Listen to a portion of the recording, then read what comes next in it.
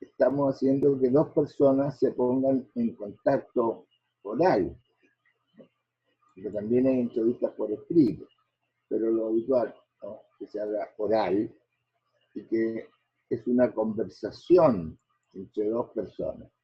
En este caso, la entrevista es un poco desequilibrada en el sentido de que uno es el paciente y el otro es el médico, ¿no?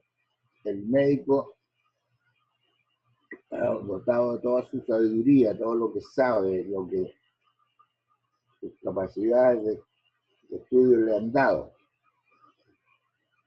para enfrentar a un paciente que tiene un problema médico que le afecta a él, a su cuerpo y a su mente. De tal manera que esta entrevista es una entrevista interesada, ¿no?, de lograr penetrar en el problema del paciente, ¿no?, y poder sacarle a través de la conversación todos los síntomas y signos que va a servir para hacer un diagnóstico y, por supuesto, un tratamiento. De tal manera que la cosa se va a dar de esa manera. Vamos. Ahí se ve un poco más grande. Pues bien, entonces esto se hace a través de las palabras, porque el ser humano tiene un área de su cerebro, el área de Broca, ¿no?, en el cerebro, y esa es la zona del lenguaje. Ahí se creó el lenguaje, está establecido el lenguaje, y el lenguaje usa una herramienta fundamental que son las palabras. Las palabras. El dilema de las palabras. De todas las herramientas inventadas por el hombre, y pocas hay más nobles y creadoras, pero al mismo tiempo más perturbadoras y peligrosas que las palabras. Con las palabras podemos decir cualquier cosa, desde una palabra de amor, de cariño, de reconocimiento, de amistad, hasta insultos, ¿no?, de rechazo, y expresar las palabras más bajas, ¿no?, del lenguaje para insultar a una persona. Por eso que decimos que no hay nada más noble y creador que las palabras, pero al mismo tiempo más perturbadora y perversa que las palabras. Por eso decimos que éticamente la palabra, cuando no da vida, mata. Eso no lo olviden, éticamente la palabra, cuando no da vida, mata. Y la palabra hablada o escrita es el más poderoso medio de comunicación entre los seres humanos. Nosotros nos comunicamos por palabras en el lenguaje oral, ¿no?, o en el lenguaje escrito, ¿no?, nos comunicamos por que estas palabras las ponemos en una forma escrita y podemos incluso comunicarnos a distancia a través de la palabra escrita. La palabra hablada nos aproxima y nos mantiene, ¿no?, en la comunicación. Cada vez nosotros estamos viviendo una época de mucha comunicación. La comunicación anteriormente se daba exclusivamente de persona a persona. Cuando se inventó el teléfono, ¿no?, hablar a distancia, eso es teléfono.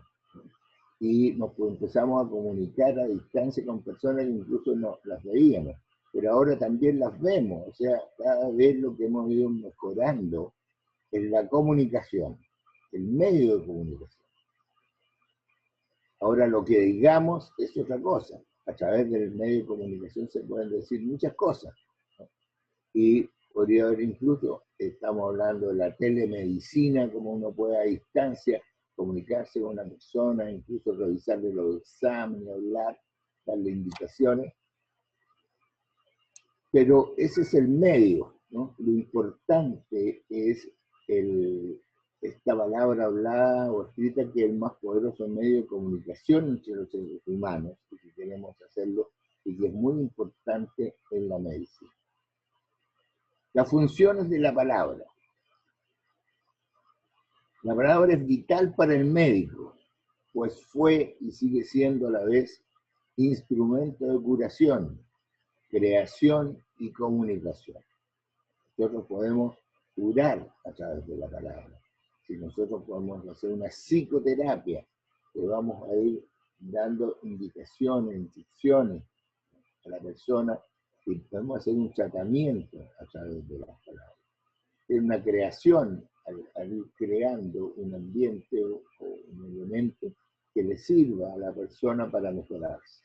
Pero sobre todo es muy importante la comunicación. La conversación, que es la palabra oral, y la epístola que es la palabra escrita, son las dos formas más individuales de la comunicación entre médico y paciente. Podemos establecer entonces la conversación y la epístola. Siempre vamos a tener esta situación. El paciente que aquí está en el diván, relajado, para que nos relate sus problemas que lo afectan, los síntomas y signos de su enfermedad. Y el médico, sentado cómodamente, con una libreta de apunte para anotar lo que le está diciendo el paciente. Y sobre todo, destacando los elementos más importantes que lo afectan, tanto en lo físico como en lo psíquico. Esta es la entrevista médica. La entrevista médica se llama anamnesis. Anamnesis es volver a recordar eso, anamnesis. Es el diálogo en que predomina la intención diagnóstica. Este diálogo tiene una intención diagnóstica, no estamos conversando para saber cómo le fue a mi equipo en el último partido del fin de semana, o quién va a ir a la selección o no va a ir a la selección, ¿no? Sino que aquí hay una intención diagnóstica. Se distingue en este diálogo su formalidad y su contenido. Es un diálogo que tiene una formalidad y una forma de presentarse, y tiene por otro lado el contenido, los elementos que contienen los síntomas y signos que le van a llegar al paciente. Y se halla constituida por expresiones sonoras, y a veces expresiones sonoras paraverbales. Hay expresiones verbales o palabras y silencios, en la cual se expresa la intimidad del sujeto, lo cuente, el que está contando, y su función liberadora o catártica, ¿no? Hay expresiones verbales, o sea, son las palabras: mire doctor, resulta que ayer me fui a levantar, hice un movimiento brusco y empezó un dolor aquí en la espalda que se me irradia por detrás de las piernas y no puedo caminar, cada vez que me muevo me duele mucho más. Esas son expresiones, palabras, ¿no? Expresiones verbales, pero también se agrega a veces expresiones sonoras paraverbales. Por ejemplo, y me duele, y ay. Es una expresión sonora paraverbal. Cuando me muevo, no dijo ninguna palabra, pero está expresando paraverbalmente que era un dolor intenso en ciertas posiciones, o silencio, cuando la persona frente a una pregunta todo mantiene el silencio. Todo esto nos está expresando la intimidad del sujeto. Ahora, esa es una función liberadora o catártica, porque a veces la persona lo único que necesita es que lo escuchen para su gran problema, el gran problema que tengo. Yo tengo, como dice el poema, esta vieja herida que me duele tanto. La vieja herida que me duele tanto. Ahí está haciendo una función liberadora o catártica. El hecho de comunicar, de compartir su dolor, nosotros le duele menos. Cuando nosotros estamos afectados por algo, necesitamos compartir con una persona, tener una pena, ¿no? Se nos murió un familiar cercano, un amigo de muchos años, ¿no? Tenemos un dolor profundo, ¿no? Que si lo comunicamos con alguien es muy importante. Esa es la función catártica. Así entonces, siempre vamos a tener esta relación de diálogo anamnéstico entre médico y paciente. Aquí tengo un paciente que indudablemente basta mirarle la cara, que está lleno de tintas rojas, ¿no? Y que lo está afectando. Y nos va a contar cómo le empezó, desde cuándo, qué comió antes, que le apareciera esto, a saber si es una alergia, o estuvo en contacto con pacientes que estaban infectados de algún bacterio o de algún virus, ¿no? Que se transmitió a él y le apareció estas pintas que él no la tenía, porque no es normal que tenga ese. Y con un poco de humor médico, dice, todavía falta unas pruebas, porque todo indica que es usted alérgico al queso gruyère. El queso gruyère es un queso que se hace en una localidad de la Suiza francesa que se llama Gruyère, porque la U es Gruyère, ¿no? Y la característica del queso Gruyère es tener una serie de hoyos, ¿no? Una serie de hoyos porque es un queso fermentado que produce burbujas de gas y cuando uno corta el queso se ve lleno de hoyos, es decir, con ese mismo aspecto. Entonces ahí el médico le está diciendo que los signos que tiene indican, esto es una exageración porque es un humor, ¿no? De que es alérgico al queso gruyère. Ahora, hay dos elementos a considerar de parte del enfermo y de parte del médico. De parte del enfermo, al hablarle al médico, le llama, le notifica algo. Doctor, tengo estas manchas en el cuerpo. Nombra con precisión mayor o menor lo notificado y le persuade o disuade de algo. Y estas manchas, pues, ayer no las tenía, amanecí hoy día con las manchas, ¿no? Así que le estoy contando porque esto me preocupa, porque yo no tengo estas manchas. Además que el enfermo recibe compañía, logra cierto sosiego interior, se esclarece íntimamente a sí mismo y se autoafirma como persona. No estoy solo en mi enfermedad, no estoy solo en mi dolor. No como dice el tango dice, uno está tan solo en su dolor, uno está tan solo en su penar. Eso lo dice el tango, si el tango es vida, ¿no? Entonces, el hecho de conversar, ya uno no está tan solo en su dolor, lo está comunicando, lo está poniendo algo íntimo, ¿no? Y se afirma como yo soy una persona que está con estas manchas que me pican, me arden, me dan ganas de rascarme. Entonces eso le da un cierto sosiego. Es por parte del enfermo. Y de parte del médico. Un elemento fundamental es que el médico debe escuchar pacientemente. El doctor Gregorio Marañón, gran clínico español del siglo XX, Guido, reconocido mundialmente, solía preguntar en el examen de grado, le preguntaba siempre al postulante a ser médico, ¿cuál es el instrumento más importante del médico? Entonces, uno le decía, el fonendoscopio. Escucha, no. El oftalmoscopio para mirar el fondo de ojo, no.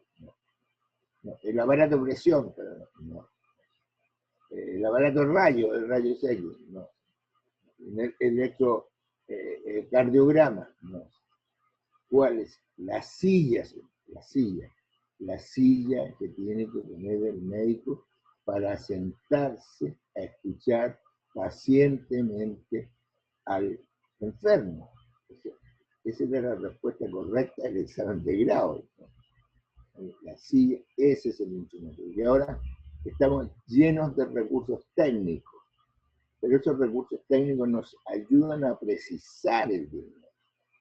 Lo importante es escuchar pacientemente al enfermo. Esto se ha ido perdiendo un poco, lo que se queja la gente, siempre se queja la gente, que los médicos saben mucho, pero son muy poco humanos, no los escuchan. lo escucha. No se preocupe, tómese tal examen. Para eso no necesito un médico, necesito una secretaria. El médico tiene que tomar la silla, sentarse, ¿no? Y escuchar pacientemente lo que le va a contar el paciente. La mayor parte de los diagnósticos derivan de escuchar al paciente. Y ese doctor que resulta que hace un tiempo acá me he puesto tan tonta, doctor, se me olvidan las cosas, no retengo, voy a hacer algo, no sé qué es lo que voy a hacer, y estoy cada vez más lenta, y estoy muy friolenta, me da frío, y me cuesta hablar porque la lengua como que es muy grande dentro de la boca, me cuesta, y lo otro que me he fijado que se me están cayendo las cejas, la cola y las cejas se me han ido cayendo con las cejas cada vez más chicas. Ustedes escuchan hablar a esa persona y hacen el diagnóstico. ¿Cuál es el diagnóstico? Aventúrense. Diagnóstico.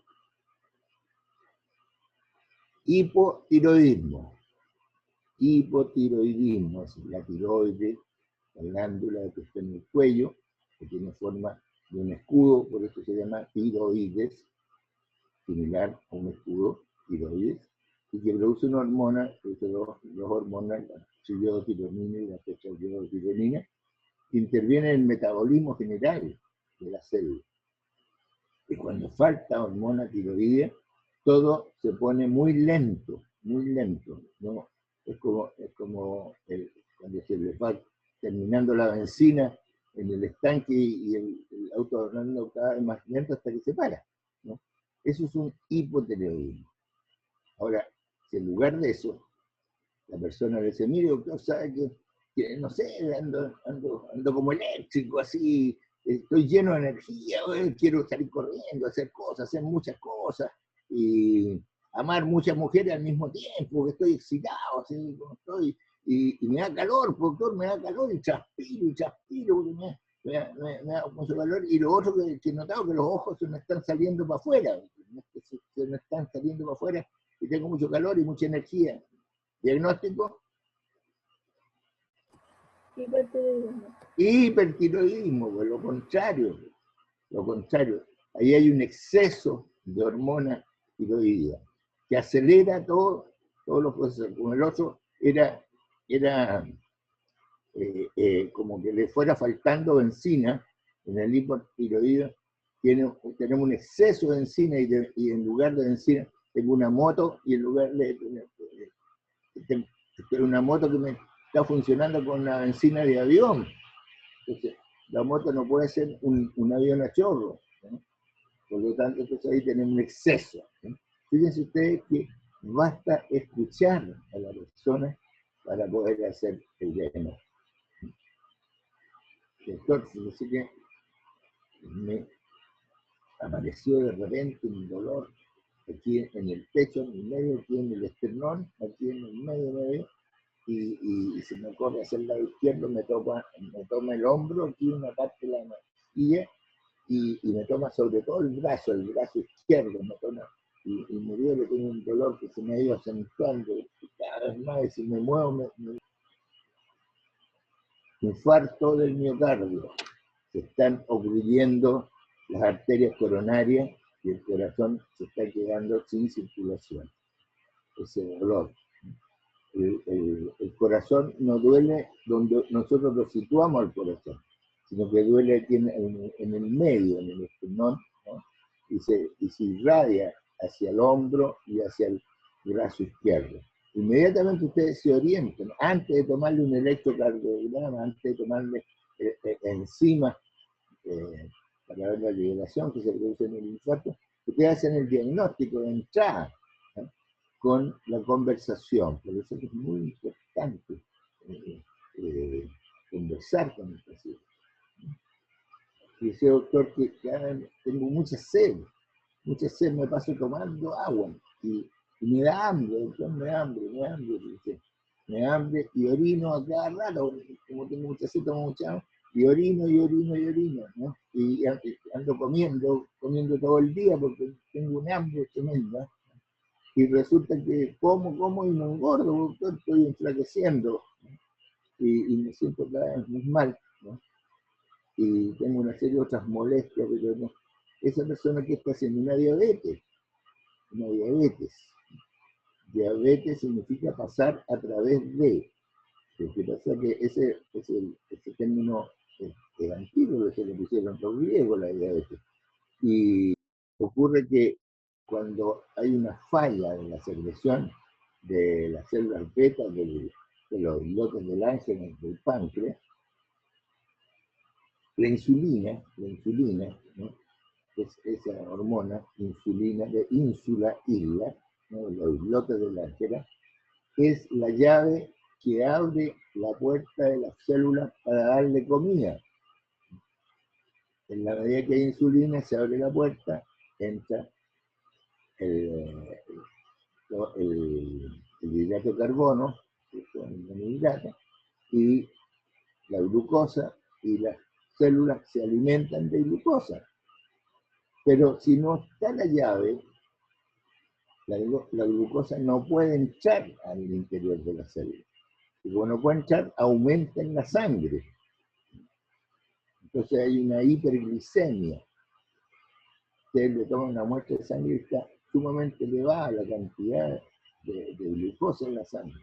Y como la glucosa se filtra en el riñón, pero se absorbe por los túbulos renales, cuando sobrepasa una cantidad muy grande que ya no se puede absorber, el riñón lo empieza a eliminar por la orina, por eso que empieza lo que se llama una poliuria, mucha orina, poliuria, muchas veces orinar, orina una gran cantidad y como le da sed sigue orinando y orinando, entonces tiene poliuria, polidipsia, o sea, tiene una sed mantenida, poliuria, ¿no?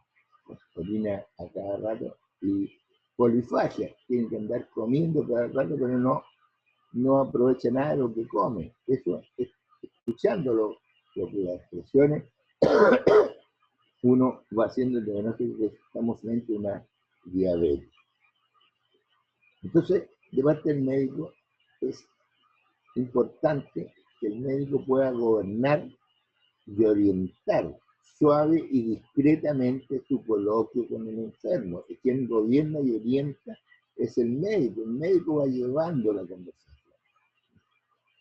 Bueno, y usted, esto que notó, que tiene sed, que tiene hambre, que orina cada rato, ¿desde cuándo? Bueno, yo soy muy suave y todo. Y cuénteme su papá, su mamá. Ah, no, si mi mamá es diabética. Ah, sí, claro. Entonces ya empieza a haber antecedentes familiares, ¿no? Y empieza uno a preguntarle una serie de cosas. Y esto se le disparó. No, ¿sabe cuándo se me disparó? Cuando se me encarnó una uña en el dedo, en el ortejo mayor, en el pie, ahí se me encarnó, ahí me empezó todo. Claro, una infección dispara una diabetes. Ya ustedes van orientando todo discretamente su coloquio con el enfermo. Y ante todo, el médico debe saber callar. Callar para que hable el enfermo. No tienen que ser como los periodistas que entrevistan y no dejan hablar al entrevistado. Usted, el mayor desastre, la antítesis de la anamnesis, son los periodistas entrevistadores. Ustedes ven en la televisión que invitan a una persona para entrevistarla y hablan ellos, hablan los periodistas y no el entrevistado, porque a uno le interesa cuál es el pensamiento del entrevistado. El médico es todo lo contrario, debe saber callar para que sea el entrevistado el que hable. Y hay que oírle con atención y benevolencia, aunque esté diciendo tonteras, aunque diga lecera. ¿No? Ustedes fíjense la cantidad de leceras que se han hablado a través del coronavirus. ¿No? A todos se les ocurre, son todos expertos en coronavirus. Ustedes ponen en canales de televisión, son todos expertos en coronavirus. Hablan cada brutalidad. Entonces hay que tener benevolencia de escuchar esas estupideces y saber callar y llevar el diálogo con atención. Y siempre con mucho respeto con el paciente. Nunca gestos que echan a perder la entrevista. Este médico, basta con que se ponga el dedo ahí, para que el médico, ¿qué le está diciendo? Está loco usted, señor. Tiene la teja corrida o se le soltó un tornillo. Esa es la expresión de ese dedo índice puesto en la sien. Esa expresión, ese signo que está haciendo el médico, lo está liquidando, fíjense en la cara del paciente, le está diciendo, está loco usted. Nunca uno puede tener ese tipo de expresiones, que no es oral, pero que está en más que una palabra. En cuanto al contenido del diálogo, el enfermo habla de sí mismo, de su vida, en relación a su dolencia. No viene a comentar el partido de fútbol con usted, viene a hablarle de su dolencia. Estoy mal, tengo esta molestia de tanto tiempo que no me gusta trabajar, no me gusta estar bien, no me gusta vivir, compartir con mis seres queridos. Puede ser testificiar como testigo de sí mismo y de su vida, o interpretativo de su intimidad, comunicando su tristeza o su temor, su esperanza o su desesperación, en la depresión. Esto es tremendamente importante en la entrevista psiquiátrica. La tristeza, la persona que se deprime, ¿no? Está comunicando su tristeza o su temor, ¿no? Su esperanza o su desesperación. Cuando nadie lo escucha, nadie lo toma en cuenta, a su tristeza, a su temor, a su desesperación, el individuo puede llegar a un instante en que le es imposible vivir el próximo minuto. ¿Y qué ocurre cuando una persona no es capaz de vivir su próximo minuto? Se suicida. Eso es terrible. Es terrible que alguien se suicide porque nadie lo escucha, nadie se preocupa de su tristeza, de su desesperación. Y la interpretación puede ser constructiva o simbólica. En psiquiatría, sobre todo, compendia en una expresión símbolo su personal actitud frente a la enfermedad, sumamente importante. Entonces, ese es el contenido del diálogo que ustedes tienen que considerar. La antítesis de la depresión es la fase maníaca, es una fase maníaca. Me dice, doctor, yo voy a conversar rápido con usted porque tengo muchos negocios, yo me dedico a los negocios. Mire, acabo de vender el morro, me dieron 10 millones de pesos por el morro, así que ya vendí el morro, así que estoy pensando en vender el puerto, así que me irán a dar otros 10 millones, porque yo estoy millonario vendiendo estas cosas, claro. Y después puedo vender la cordillera, pues. La cordillera me la tienen que pagar bien porque la cordillera es grande. Es una fase maníaca. Ustedes lo escuchan, esa expresión símbolo, pero que está hablando ese individuo está en una fase maníaca, se pasó de la tristeza a la desesperación, se pasó a la fase maníaca, ¿no? Tiene una enfermedad bipolar, maníaco-depresivo, que van pasando de uno a otro, escuchándolo hablar.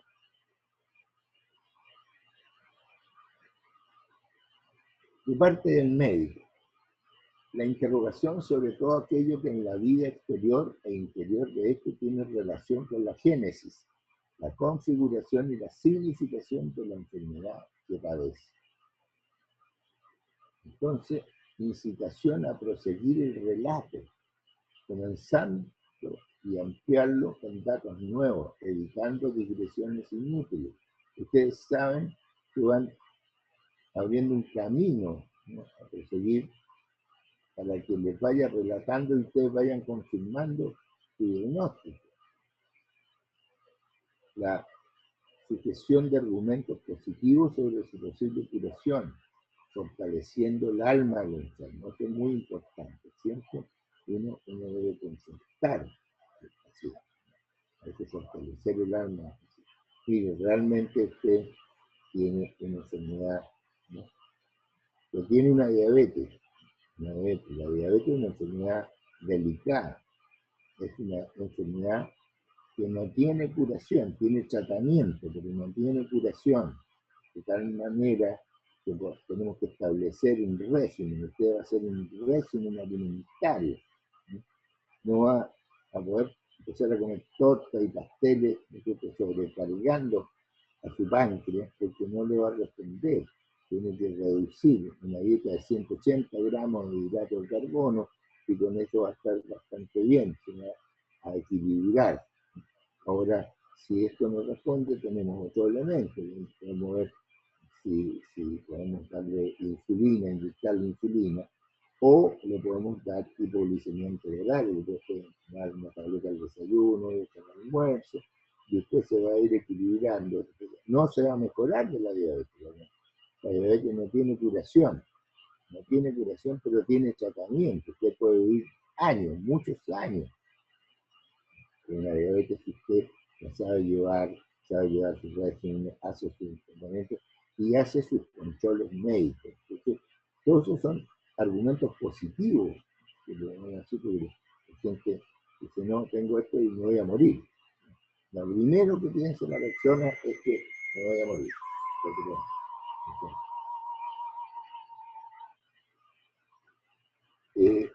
Entonces es sumamente importante los argumentos positivos sobre su posible curación. La transferencia médica, siempre hay una transferencia, ¿no? Hay una transferencia entre los dos, que están pasando cosas, están transfiriendo. La transferencia presupone en el enfermo una honda confianza en el médico, esto es fundamental. Si el paciente no tiene una honda confianza en el médico, no va a resultar, no va a haber transferencia. De parte del médico requiere de la acción conjunta de tres instancias: interés por el paciente, activa simpatía y autoridad personal. Uno tiene que saber llegar a la persona, siempre con simpatía, una simpatía activa, ¿no? Y siempre el médico tiene una autoridad personal, pero una autoridad basada en su conocimiento y en el interés que le demuestra el paciente por su enfermedad. El médico llega a ser en tal caso esclarecedor de la conciencia del paciente, maestro de su vida y verdadero confesor de sus problemas íntimos. Mire, usted tiene un problema hepático, le está fallando el hígado, pero ¿por qué le está fallando el hígado? Porque usted es un alcohólico, está tomando mucho alcohol y está reemplazando la ingesta de comida calórica, ¿no?, y proteica por alcohol, que le dan calorías, pero que lo va desnutriendo. ¿Sí?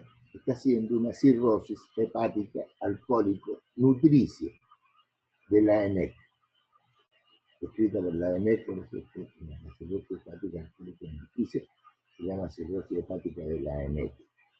El médico llega a esclarecer la conciencia y le dice, si usted no deja de beber, no se va a mejorar. El hígado está lesionado secundariamente. El problema suyo es el alcoholismo. La persona dirá, mire, lo que pasa es que yo bebo para olvidar. Para olvidar, ¿qué le dice? Va, se me olvidó. Entonces, tienen que llegar a entender por qué bebe ese individuo. Bebe porque tiene un problema y trata de tapar el problema bebiendo. Y entonces, ahí hay una causa determinada.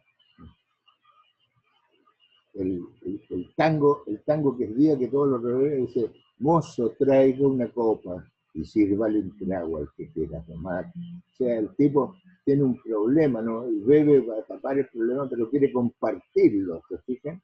Y traigo una copa al que quiera, y traigo una copa y sírvale un trago al que quiera tomar, ¿no? Está tratando de compartir el drama, ¿no? Y por eso es alcohólico. Entonces, ustedes no sacan nada para decir, ¿sabe qué más? No beba más vino, no beba alcohol. Tienen que ir al drama. ¿Cuál es el drama por el cual cayó en el alcoholismo? Por eso que entonces tiene que ser esclarecedor la conciencia del paciente.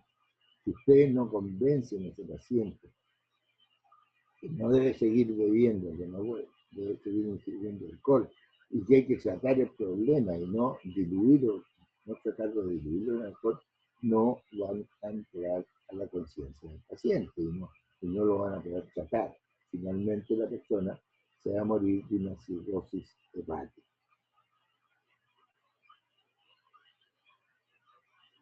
La amistad médica. Siempre hay una amistad. El paciente es amigo del médico por su enfermedad. El médico es amigo del paciente por la enfermedad de él. Es la expresión actual de la filía de los griegos. Filía es amistad, ¿no? Amistad, amor, amistad, ¿no? La filía. Filosofía, ¿no? Amor por la sabiduría. Filotecnia, amor por la técnica, de lo que hacemos nosotros como médicos. ¿No? Filantropía, amor por el ser humano, la filía.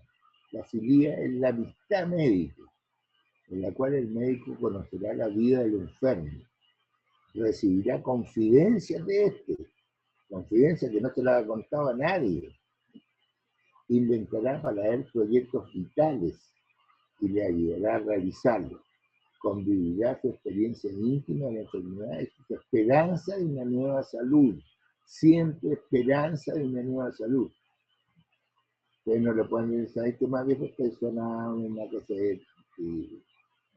Jamás, hay una esperanza. Vamos a enfocar su enfermedad, sus problemas, y vamos a tratar de solucionándolos uno a uno, nos vamos a solucionar todos los problemas, poco a poco. Entonces, el médico establecerá una verdadera amistad, médicamente especificada. Uno pasa a ser amigo de esa persona. Y eso es una de las cosas más gratas que uno puede experimentar. De repente me para una persona en la calle y dice, oh, qué bien, tanto tiempo no veo. Usted me operó una apendicitis cuando yo tenía 13 años. 13 años me hizo el diagnóstico, me sentía remando, pero me quedé estupendo, crecí, me puse hermosa, ¿no? Tuve un novio, me casé, tengo hijos. Y te lo agradezco tanto que me haya operado la apendicitis y además me dejó una cicatriz que ni se nota. Esas son cosas de amistad médica. Doctor, usted cuando llegó aquí a Arica, me dio la oportunidad, me examinó y me dijo usted tiene un cáncer uterino y me operó, me dijo hay que operarlo luego porque si no, no tiene ninguna posibilidad. Y fíjese que cuando usted me dijo que tenía un cáncer que tenía que operarme y me operó, de esto han transcurrido 40 años y estoy viva. Uno va a estar agradecido a usted por usted, ¿no? Eso es la amistad médica. Eso es lo que tienen que conseguir. Junto con esto, fundamental e inseparable es el secreto profesional. A la gente le cuesta mucho guardar un secreto, pero el secreto profesional es un secreto que debe ser guardado contra viento y marea. El secreto profesional es la obligación ética que tiene el médico de no divulgar ni permitir que se conozca la información que directa o indirectamente obtenga durante el ejercicio profesional sobre la salud y vida del paciente o su familia. Es una obligación que va más allá de la muerte del paciente, por contener sucesos íntimos de su vida familiar, aunque se haya muerto, uno los revela puede dejar un desastre familiar, porque le ha contado cosas muy íntimas que no se las ha contado a nadie. Por lo tanto, ustedes no pueden divulgar el secreto. El secreto es para usted. Perdón. ¿Aló? Estoy en clase. Cuéntame. Sí. Ya, sigue nomás, curación. Ya, yo voy a ir después. Ok, chao. ¿Eh? La persona me está llevando que todavía está haciéndose una curación y se va a atrasar un poco la clínica. Es una relación familiar que uno tiene con el paciente. Entonces, no olvidar que el secreto va más allá de la muerte del paciente, por contener sus procesos íntimos de su vida familiar. Esta es una caricatura humorística de que está la señora de él entrevistándose a un médico al lado y el marido acá, y el médico en el fonendoscopio está escuchando lo que le dice la señora sobre él. Ahí no hay ningún secreto, porque ahí está violando el secreto. Eso no lo podemos hacer. Antecedente histórico. Lo que pueda ver y oír en el curso del tratamiento y aún fuera de él, con respecto a la vida de hombres que no deba divulgarse, lo guardaré dentro de mí mismo, considerando hablar de ello como algo deshonesto.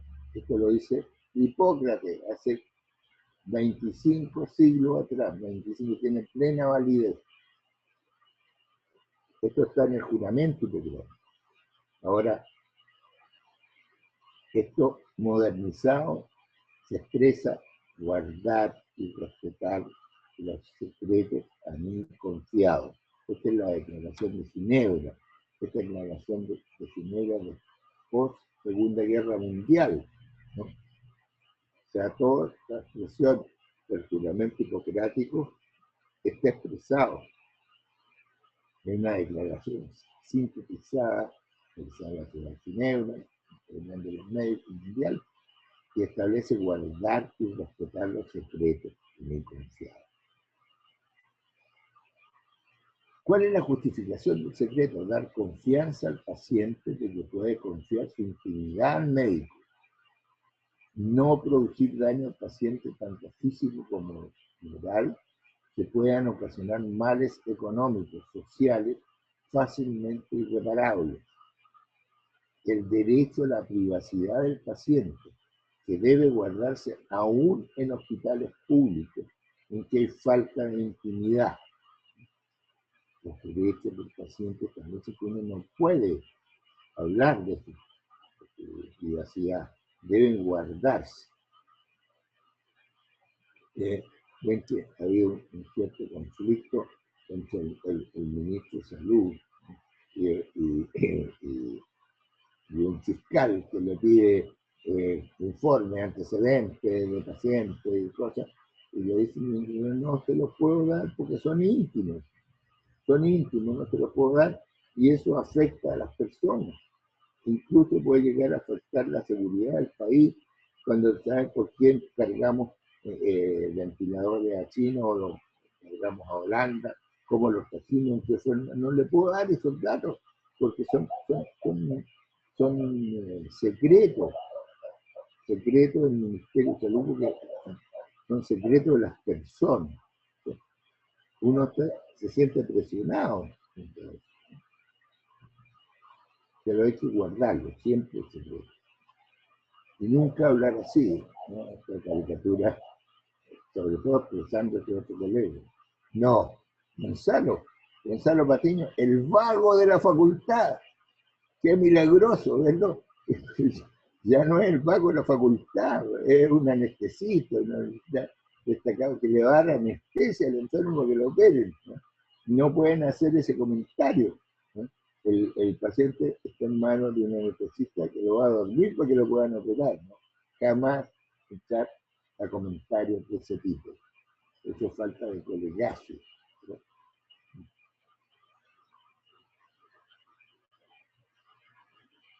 ¿Cuáles son los problemas actuales de los que estamos hablando? La complejidad de la medicina actual requiere que muchas personas participen en la atención del paciente, lo que dificulta el guardar el secreto profesional, ¿no? Lo está viendo un médico internista, lo tiene un internista al cardiólogo, lo ve el cardiólogo, lo, lo ve también el radiólogo, toma radiografía, informa radiografía, intervienen enfermeras, tecnólogos, médicos, ¿no? Otros profesionales del área de la salud. Entonces, cuesta mucho guardar el secreto profesional porque hay muchas personas interviniendo. Y como si esto fuera poco, el desarrollo de la informática hace que cualquier historia, informe o dato del laboratorio sean fácilmente vistos desde las pantallas de cualquier persona. Pues ven cómo se pasan, ¿no es cierto?, por Facebook, por todos los correos electrónicos, informes o datos de personas, ¿no? Y entonces no se puede decir, mire, ¿sabes que este gallo se agarró una sífilis, estaba en tratamiento, toda la cuestión? Puede ser, eso puede ser muy destacado que un artista destacado se agarre una sífilis, se agarre un VIH, ¿no? Pero esto no, cuesta mucho ahora con la informática parar esto. Y además las instituciones previsionales, las que dan previsión, o los seguros de vida, solicitan informes que deben ser autorizados por los pacientes. Yo no puedo entregar un informe, aunque me lo pide un seguro, si el paciente no me autoriza por escrito entregarle esos informes.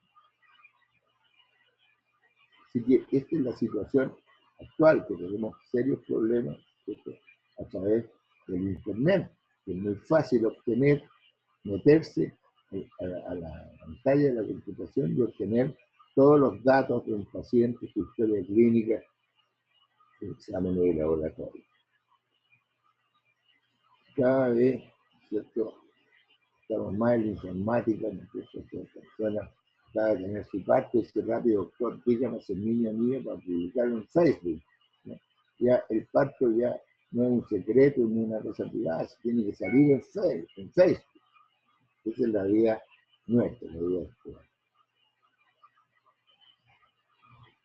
Bueno, eso es lo que quería decir. Pregunta, le voy a mandar una síntesis de todo esto que les digo. Preguntas.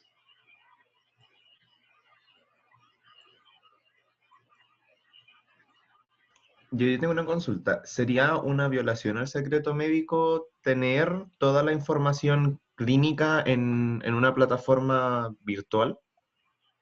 Sí, hay que tener mucho cuidado porque si la tiene, entonces cualquiera podría entrar a esa plataforma virtual y obtener los datos, ¿no? Por lo tanto, la historia del paciente es del paciente, ¿no?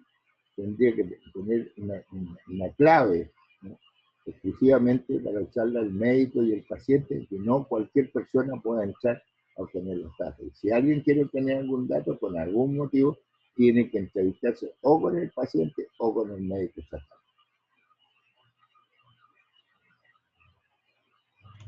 Ok, muchas gracias, me quedó claro.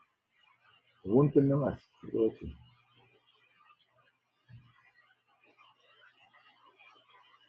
Desarrollen este diálogo, ¿no?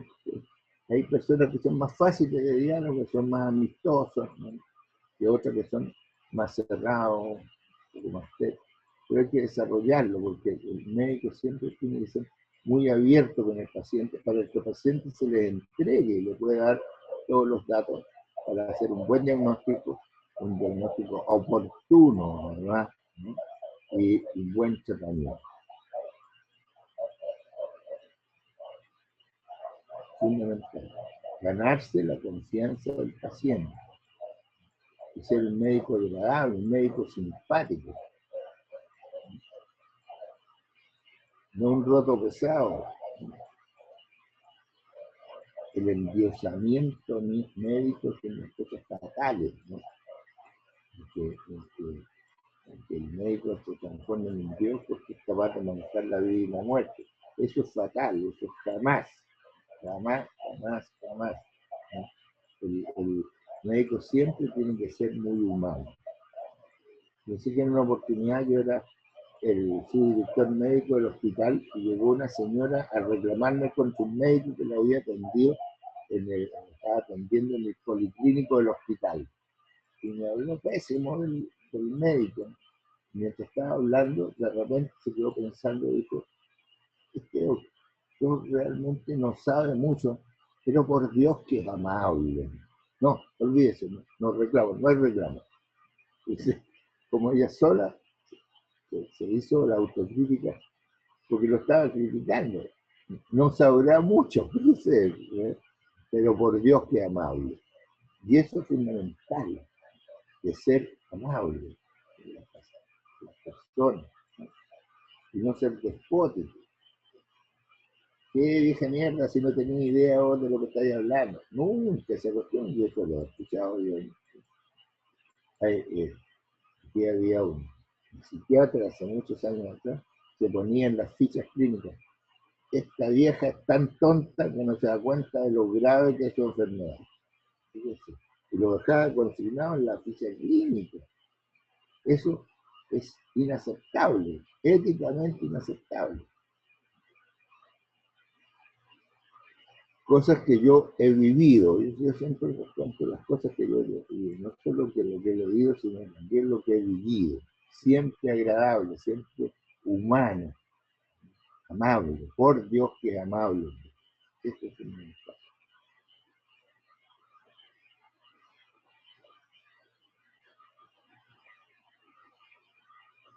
Yo tengo un hijo médico, que lo crié desde chico con estos principios y todo, y siempre me dicen las personas, su hijo es encantador, por Dios que es amable siempre. Él es traumatólogo, se opera, técnicas quirúrgicas dolorosas y cosas, pero la mayor satisfacción que yo tengo con mi hijo es que me digan, por Dios que es amable su hijo, es encantador, es tan suave, tan preciso en el diagnóstico, pero tan amable. Si eso lo conseguí yo con mi hijo mayor, tengo que conseguirlo con ustedes, que son mis hijos menores. Más preguntas.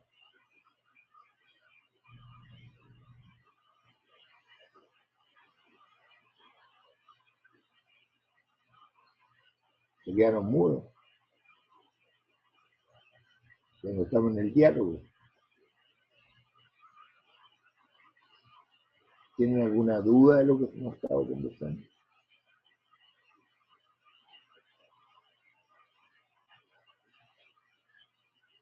Lógicamente, ustedes están en primer año, están recién empezando, todavía no entran a la fase clínica, y lógicamente puede que muchas de las cosas que yo les haya hablado les quede un poquito grande, digamos, de la experiencia que ustedes tienen. Pero el propósito es que desde el comienzo ustedes empiecen a formarse de esta manera. Porque esta entrevista médica la van a tomar cuando lleguen a la clínica. Todavía les falta llegar a la clínica. Pero esto no lo olviden porque es sumamente importante. ¿Alguna otra pregunta?